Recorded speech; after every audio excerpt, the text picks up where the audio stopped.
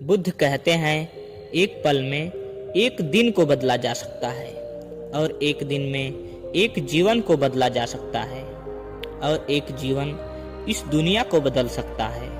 अगर आपके पास खाने के लिए भोजन है, सोचने के लिए समय है कि आप कौन हैं, ये जीवन क्यों जी रहे हैं, तो आप बहुत भाग्यशाली हैं, क्योंकि इस दुनिया में बहुत सारे लोग जिनका पूरा जीवन इसी जन्नोजहत में निकल जाता है कि आने वाले दिन में भोजन की व्यवस्था कहाँ से होगी।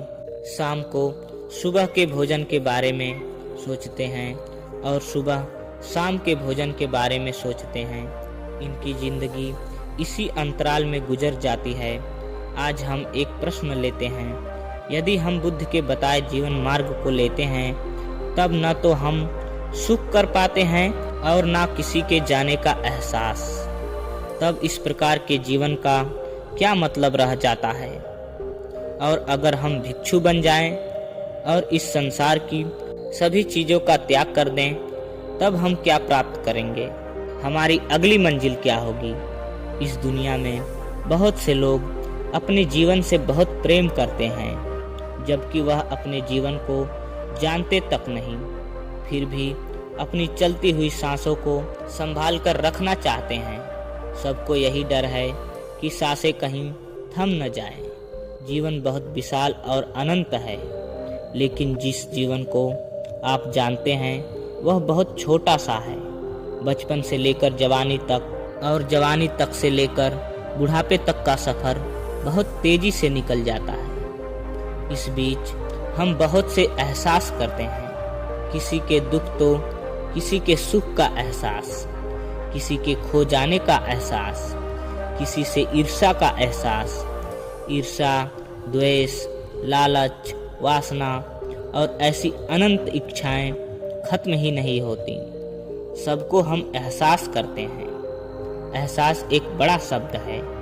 क्या वाकई आप अपने जीवन में सभी चीज़ों का, कार्य का एहसास कर पाते हैं? जो एहसास कर सकता है सुख का, दुख का, अपने जीवन में घटित हो रही घटनाओं का, वह स्वतः से ही मध्य मार्ग पर होता ही है। लेकिन विडंबना ये है कि हम हमारे जीवन में सुख, दुख और न जाने कितने प्रकार के कार्यों से घिरे रहते हैं, फिर भी हम उसका एहसास नहीं कर पाते। सुख में सुख का एहसास नहीं कर पाते, दुख में दुख का एहसास नहीं कर पाते। अब यह बातें आपको थोड़ी अजीब सी लग सकती हैं। जब हमसे कोई दूर चला जाता है तो हम दुखी तो होते ही हैं, तो ये एहसास नहीं है तो और क्या है। आप सुखी हैं, आपके पास सब कुछ है, तब आप क्या कर रहे हैं, क्या पहचान रहे हैं उस सुख को जो आपके चारों तरफ बिखरा पड़ा है, या प्लानिंग कर रहे हैं फ्यूचर की, मुझे ये करना है, मुझे वो करना है, उसके पास कुछ ऐसा है तो हमें वैसा चाहिए। जरा ध्यान दीजिए, अपने सुख के समय आप क्या करते हो। आप सब कुछ करते हो लेकिन सुख का एहसास नहीं करते, और जैसे ही यह आपसे छिन जाता है, सुख चला जाता है, वैसे ही आपको यह एहसास होता है कि कुछ चला गया है। आपको महसूस होता है कि सुख था जो चला गया और अब जो आया है वह दुख है। लेकिन क्या आपको दुख का एहसास होता है? नहीं। जिस प्रकार सुख का एहसास नहीं हुआ, उसी प्रकार दुख का एहसास भी नहीं होता। दुख पर केवल दुखी होते हैं। जो चला गया उस सुख को लाने की कोशिश करते हैं। एहसास आपको ज्ञान देकर जाता है, जबकि दुख आपको पीड़ा देकर जाता है।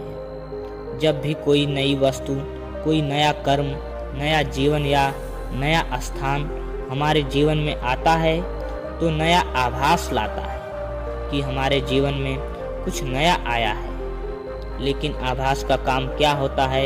यह आता है और चला जाता है। एक नया शादीशुदा जोड़ा इस आभास को जानता है। पति को उसकी पत्नी का आभास है, इसलिए वो उसे भली भांति जानता है। उसके कर्मों को बड़े ध्यान से देखता है।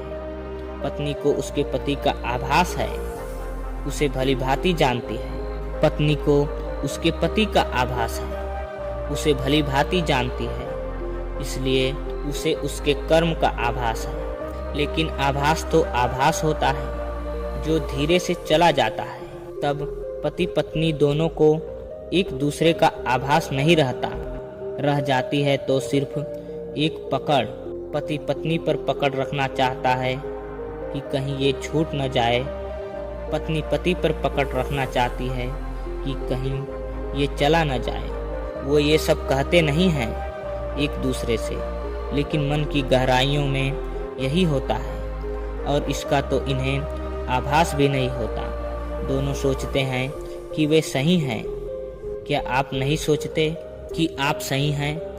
बुद्ध का दिया मध्य मार्ग एक खास मार्ग है जो हमें आभास से एहसास तक जोड़ता है। एक व्यक्ति ईर्ष्या करता है और जिससे भी ईर्ष्या करता है उसका बुरा चाहने लगता है ताकि वह उस व्यक्ति से श्रेष्ठ हो जाए। तब वह व्यक्ति खुद श्रेष्ठ तो नहीं हो पाता, लेकिन दूसरे व्यक्ति को हानि जरूर पहुंचा देता है और फिर जाकर उससे कहता है कि मित्र, तुम्हारे साथ बहुत बुरा हुआ, मुझे बहुत दुख है। लेकिन अंदर ही अंदर वह व्यक्ति बहुत खुश रहता है, जबकि इसमें उसका कोई फायदा नहीं होता। लेकिन फिर भी उसे खुशी मिलती है, जबकि वो अपने इस कृत्य से अपने आंतरिक रूप से गिर जाता है। यह आम जीवन है, ऐसा सभी लोग करते हैं। ऐसा जीवन जीने से आपको यदि खुशी मिलती है तो आप जी सकते हैं, आपको कोई नहीं रोकेगा। लेकिन कभी कभी बुद्ध जैसे व्यक्ति हो जाते हैं जो जागृत हैं और देख पा रहे हैं कि आप कैसी मूर्खता कर रहे हैं। तब आप एक मार्ग बनाते हैं ताकि उस पर आप चल सकें, जागृत हो सकें, जीवन को समझ सकें। आपने एक शराबी को देखा होगा कि वो कितने आनंद से नशा करता है, खुश रहता है। लेकिन यदि कोई इसे नशा करने से मना कर दे तो वो उसका विरोध करने लगता है, उसे हजार तरह की बातें बताता है, अपनी बातों को सही दिखाने के लिए तर्क भी देता है। वो समझाता है कि नशा ही जीवन है, जो सुख यहाँ पर है कहीं और नहीं है। ये सब सुनने के बाद आप उसे अच्छा तो कहते नहीं हो, आप यही कहोगे कि कितना मूर्ख है, जागृत नहीं है, बेहोश है। जब वो होश में आएगा या नशे से बाहर आएगा तब हम उससे बात कर लेंगे। यही स्थिति हमारे और बुद्ध के बीच में है। वो जागृत हैं, सब भली भांति देख सकते हैं। हम जीवन के नशे में चूर हैं, हमें कुछ दिखाई नहीं देता है, सब सही ही लगता है। लेकिन बुद्ध ये नहीं कहते कि वो आपके नशे से बाहर आने पर बात करेंगे, क्योंकि उन्हें पता है आप कभी बाहर ही नहीं आएंगे। इसलिए वो आपको जागृत करते रहते हैं। जो व्यक्ति मध्य मार्ग पर चलता है वो एहसास को जीता है। ऐसा व्यक्ति जब किसी से ईर्ष्या करता है तब उसे तुरंत ही ईर्ष्या का एहसास हो जाता है, और जब एक बार एहसास हुआ तो उस एहसास के पीछे उठने वाले विचारों को भी वो समझ जाते हैं। जैसे ही विचार दिखाई देता है वो ईर्ष्या स्वयं से समाप्त हो जाती है। इस प्रकार वो सुख और दुख सबको देख पाता है। मध्य मार्ग पर न तो सुख होता है और न दुख। फिर क्या होता है? मनुष्य के जीवन में यदि कोई अच्छी घटना घटित होती है तो वो कहते हैं कि सुख प्राप्त हो रहा है, और दुखद घटना घटित हो रही है तो उसे कहते हैं कि दुख प्राप्त हो रहा है। और यही घटना बाहर की है और घट रही है, लेकिन मध्य मार्ग पर चलने वाले पर इसका कोई प्रभाव ना पड़े तो उसे क्या प्राप्त हो रहा है? सुख या दुख? दुख नहीं कह सकते। एक तीसरा शब्द आता है, आनंद। लेकिन जिन्होंने ये शब्द दिया है आनंद, वो कुछ और कहना चाह रहे थे, क्योंकि वो आनंद को सुख नहीं बता रहे थे, वो किसी और चीज के बारे में बात कर रहे थे।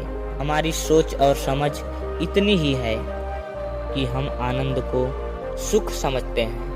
क्या आपने कभी सोचा है कि यदि हम भिक्षु बन जाएं और संसार की सभी चीज़ों का त्याग कर दें, तब हम क्या प्राप्त करेंगे? हमारी अगली मंजिल क्या होगी? आपको कुछ भी नहीं मिलेगा, आपको कुछ भी प्राप्त नहीं होगा। भिक्षु बन जाने से या संसार को त्याग देने से ज्ञान उत्पन्न नहीं होता, समझ उत्पन्न नहीं होती, बुद्धत्व प्राप्त नहीं होता। वर्तमान में ऐसे बहुत सारे लोग होते हैं जो अलग अलग तरह से संसार को त्याग चुके हैं, फिर भी संसार के प्रति उनकी कामना में कोई कमी नहीं रहती। आज भी वैसे ही क्रोधित होते हैं जैसे कि पहले होते थे। वो आज भी वैसे ही दुखी होते हैं जैसे संसार में थे। वो आज भी उतने ही अंधेरे में हैं जितने संसार में थे। केवल वस्त्र और जीवन के तरीके बदल लेने से हम जागृत नहीं हो जाते। ये तो अंदर की प्यास है। हाँ, हमें लगता है कि हम कुछ गलत कर रहे हैं, कुछ तो है जो हम छोड़ रहे हैं। हम पारंपरिक जीवन में विश्वास नहीं कर पाते। संदेह का बीज हमारे भीतर होता है। हम लोगों के लिए लड़ते हैं, लोगों की मदद करते हैं। मदद करने का एक अलग आनंद प्राप्त होता है। आपने देखा होगा कुछ लोग लोगों की सेवा में लगे रहते हैं, जानवरों की सेवा करते हैं, बिना किसी लालच के प्रकृति की सेवा में लगे रहते हैं और उसके लिए वो अपने जीवन की परवाह भी नहीं करते। अब हम सवाल खड़े करते हैं, कुछ इसका जवाब अंदर की तरफ तो कुछ बाहर की तरफ खोजते हैं। लेकिन आवश्यक क्या है? आवश्यक है स्वयं से अपना मार्ग खोजना, उस मार्ग पर चलना, उस मार्ग को पूरा देखना। बुद्ध कहते हैं, अपना दीपक खुद भरो, उसकी रोशनी में आगे बढ़ो। जो अपना उत्तर बाहर की ओर खोज रहे हैं, वो सब ढूंढते ढूंढते थक जाएंगे। वह अपने स्वयं की अनुभव से अंदर की ओर मुड़ जाएंगे। और जो अपना उत्तर अंदर में ढूंढ रहे हैं, जब वो ढूंढते ढूंढते थक जाएंगे, तब वो शून्य में उतर जाएंगे। शून्य में ही महा उत्तर है। और इसके लिए परिवार को छोड़ने की आवश्यकता नहीं है, ना ही भिक्षु बनने की आवश्यकता है और ना ही सन्यासी बनने की आवश्यकता है। यदि आपके अंतर में प्यास है तो आप पानी ढूंढ ही लेंगे। अगर हमें ये सब मिल भी गया तो हमारी अगली मंजिल क्या होगी? ये सवाल बेहद पेचीदा है, क्योंकि हर बात को कहकर हर बार समझाया जा सके ऐसा करना थोड़ा मुश्किल हो जाता है, जबकि शब्द और समझ सीमित हो। इस बात को लेकर समझाने के लिए ब्राह्मण उत्पत्ति, समय, निर्माण, प्रकृति, कर्म, मनुष्य और उसके कर्म, कर्म का लेखा और उसका प्रभाव और उससे उत्पन्न चक्र और उस चक्र की संपत्ति और मोक्ष के बाद उस निर्माण को समझना होगा, जो अभी संभव नहीं है, जो हमारे दिए को प्रकाशित कर सकता है। आपको एक काल्पनिक कहानी सुनाते हैं। 2 बिल्लियां थीं, गुरु बिल्ली और शिष्या बिल्ली। गुरु बिल्ली की सोचने और समझने की क्षमता बहुत अलग थी। वो इंसानों को बड़े ध्यान से देखती थी और उसे समझने की कोशिश करती। ध्यान से देखने के कारण उसके अंदर ध्यान का उदय हुआ। उसने कुछ ऐसे एहसास किए जो केवल मनुष्य के लिए ही करना संभव था। तब एक दिन उसे मोक्ष का ज्ञान हुआ। उसने ये बात शिष्या बिल्ली को बताई। उसने कहा, मोक्ष से क्या होगा? गुरु बिल्ली ने कहा, मैंने सुना है सब समाप्त हो जाता है, कुछ नहीं रहता, मैं भी नहीं रहूंगी। शिष्या बिल्ली ने कहा, ऐसे मोक्ष का क्या फायदा जहां हम रहे ही नहीं? मुझे तो ऐसे ही आनंद आता है। मजे से चूहे मारकर खाओ। इस जीवन में कितना आनंद आता है। इस जीवन में सुख है, दुख है, सब कुछ तो है। फिर ये मोक्ष पाकर क्या करना है? तब तो यह सब कुछ छूट जाएगा। जहाँ ये सब कुछ मिलेगा ही नहीं, तो वहाँ जाकर क्या फायदा? गुरु बिल्ली ने कहा, मैंने ध्यान किया है, जिससे मुझे एक अलग ही अनुभव हुआ है, जो मुझे बिल्ली रहते हुए कभी नहीं हुआ। मैंने अलग एहसास किए। जब ये सब इतने अजीब हैं, तो मोक्ष कितना अजीब होगा, तो उसे भी मैं जानना चाहती हूँ, भले ही मैं ना रहूं। और एक दिन ध्यान करते करते बिल्ली मोक्ष को प्राप्त हो गई, उसकी मृत्यु हो गई। शिष्या बिल्ली ने कहा, अजीब पागल गुरु बिल्ली थी, अपना पूरा जीवन व्यर्थ कार्यों में ही गुजार दिया।